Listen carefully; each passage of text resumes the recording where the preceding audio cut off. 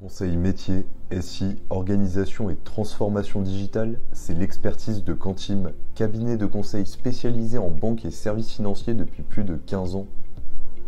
Bonjour et bienvenue dans les Talks Banque et Finance, le podcast by Quantim. Dédié au sujet, les pièges à éviter lors de la migration à la norme ISO 20022. Et pour cela, nous recevons Marc Leboeuf, directeur de la practice Opérations et Finances chez Quantim. Donc bonjour Marc, ma première question, quels sont les enjeux de la norme ISO 20022 ? Après plusieurs années de discussions, de retard, de déploiement morcelé, la norme ISO 20022 va devenir le standard international mondial pour la transmission des flux électroniques entre les infrastructures de marché, les institutions financières et les utilisateurs finaux. Elle sera également le cadre d'un nouveau format de données mieux structuré. Pour les infrastructures de marché, les enjeux sont une amélioration au niveau des paiements de gros montants, type RTGS, voire l'amélioration sur les devises majeures, que ce soit en domestique ou à l'international. Pour les paiements transfrontaliers ou les paiements en espèces, l'amélioration et l'optimisation de la lutte anti-blanchiment et des sanctions applicables. Et quels sont les bénéfices attendus de cette migration ?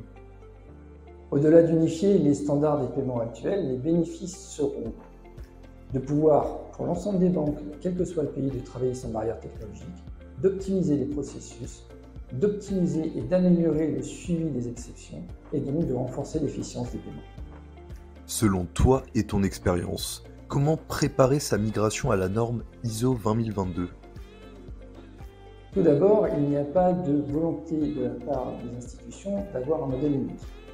Pour démarrer, il faudra bien évidemment commencer par une procédure ad hoc de transcodification du MX vers le MT et du MT vers le MX, qu'il soit entrant ou sortant. Cette solution ne peut être que provisoire et doit engendrer une nouvelle stratégie post-position. La deuxième possibilité est de faire un big bang et de passer directement sur le modèle MX. Ce modèle n'étant pas complètement verrouillé, vous risquez d'avoir des surcoûts et des risques à l'implémenter.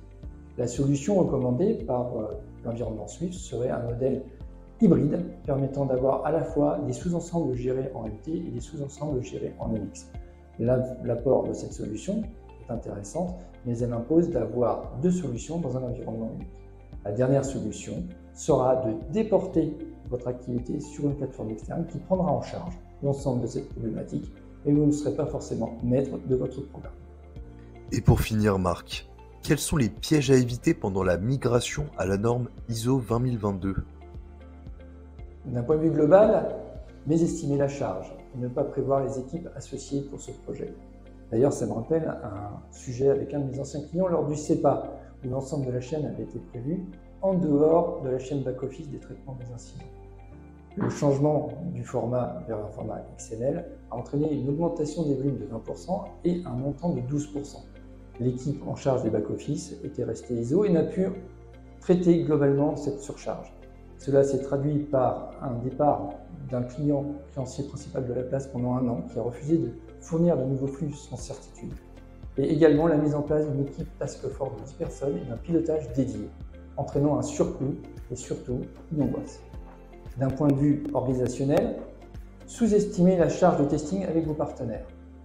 D'un point de vue compliance, ne pas anticiper le risque de perte de données ou le risque d'erreur. D'un point de vue technique, subir les transcodifications et avoir un ralentissement de l'ensemble de votre processus.